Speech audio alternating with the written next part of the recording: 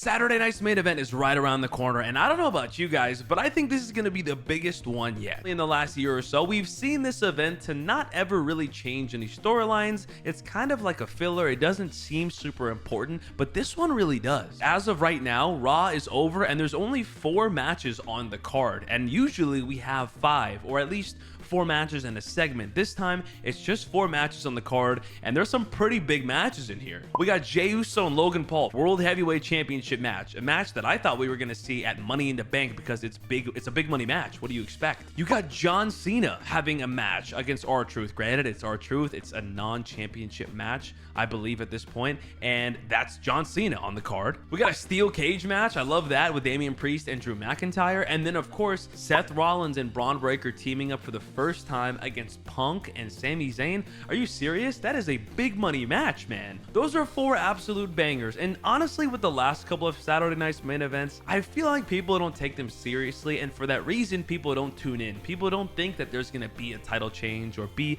a big story-driven thing in the show, and I think that's where this show is gonna be different. Because it's only 4 matches, and because these matches are big matches, I feel like we are gonna see some important things happening for the first time in this recent revival of the Saturday night's main event show. So without further ado, let's get into my predictions for Saturday night's main event. We got a steel cage match between Damian Priest and Drew McIntyre. I 100% believe that Damian Priest is going to throw Drew McIntyre through the cage door and break the cage door, leading to a Drew McIntyre win, but Damian Priest still looking strong. I did not come up with that theory, but I absolutely love it because it makes all the sense in the world. Drew McIntyre said it himself, one man's gonna walk out and one man's gonna win. So Drew McIntyre going through the cage means he's not going to be walking out, but he is going to be winning. Kind of like the CM Punk feud, I think this is going to be the last match of their rivalry. It's going to end in a cage, and honestly, what a great match for these two. I've really enjoyed this feud. It's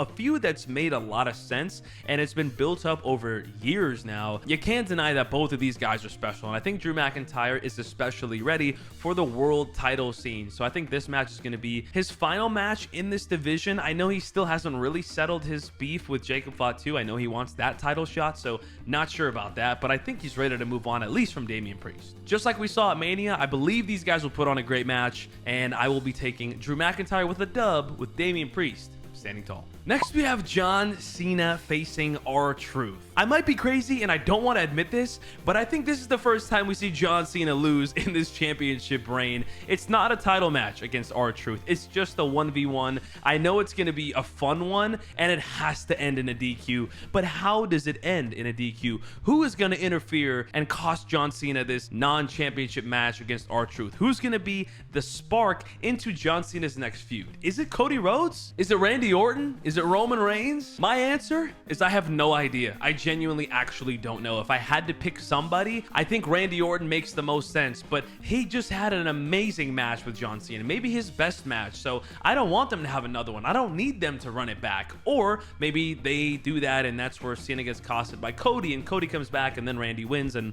we can move forward. I don't know. Is it Cody? I don't see it. I think they're gonna have a match at SummerSlam down the road. I don't think Money in the Bank. I guess they could do Money in the Bank, Cena and Cody. It is LA, so maybe Cody's honestly the better answer. I'm not sure, but I really do feel like Cena loses this match because of some outside interference. Either that, or he's just gonna absolutely annihilate RTruth and really dive into this heel turn and hurt a glorified and beloved superstar of ours. I think that's also very possible. Truly, I don't know how this goes. It not being a title match makes it much harder to predict. Give me John Cena losing. I don't know. Someone's gonna come in and cost him. I don't want it to happen, but I gotta pick something. Then we have Jey Uso defending the World Heavyweight Championship against Logan Paul. The internet's gonna hate this match no matter what. So do we care who wins? Because if Logan Paul wins, the internet loses. If Jey Uso wins, the internet loses. Who do we want to win then?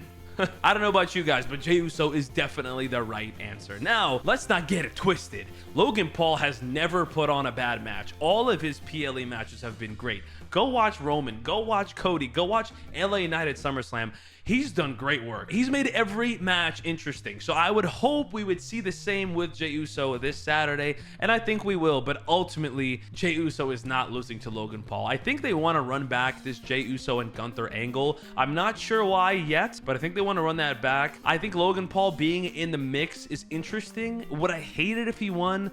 No. But if Logan Paul was to win, I would rather this all happen at Money in the Bank. Maybe this rivalry doesn't end on Saturday and it continues into Money in the Bank, where then yeah, I think Logan Paul maybe has a sliver of a chance, and that's more than he's ever had, really. So I'll give him that. For some reason, I think this is just going to be a clean match between Jey Uso and Logan Paul, where Jey Uso picks up the victory. That's all I really see happening. And then we have CM Punk and Sami Zayn versus Seth Rollins and Bron Breakker. I know we don't want to see it, but I think Sami Zayn is going to turn heel. I don't think this is the match where it happens, but I think this is another seed planted. I think we're going to see a moment. Sami accidentally hits Punk and costs him the match. I think we're going to accidentally, by the way. I think we're going to see it unfold very slowly here, and I ultimately do think Sami Zayn is the third member in this group, and I'll have that conversation another time. This is going to be a really fun match. Seth and Bron for the first time teaming together is going to be epic, and then hey, Punk and Sami together again. This is fun. It's going to be fun. I actually think this is going to be the main event of the show.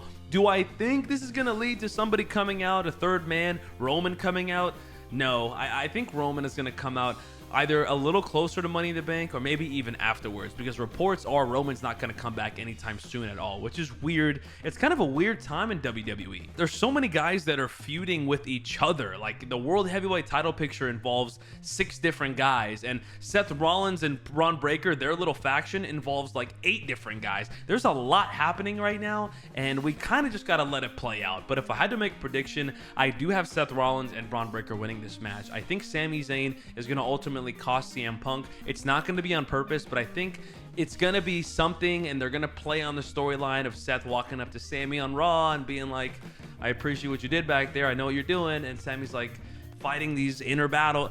I think we're going to get something like that. I would like to see that. Am I tweaking? Maybe. This is kind of a weird card. I don't really know what to expect here, but I think that's a possibility. I kind of don't feel confident in any of my picks, if I'm being honest with you guys, because it's 4 matches and these are big matches. So do they just have predictable outcomes? No returns, nothing special, no heel turns, no nothing? Or are they going to make it special and make people care about Saturday night's main event? We'll have to wait and see, ladies and gents. Unfortunately, I will not be streaming the event and I will not be posting reaction content. I'm going to be out of town in Japan during this event, so apologies, but I will definitely do a little bit of a review on it. I'm definitely going to watch, and I'll let you guys know what I think, but make sure to follow me at GillyMania on all platforms for all that content. Subscribe if you guys enjoyed this video, and I'll see you guys for the review.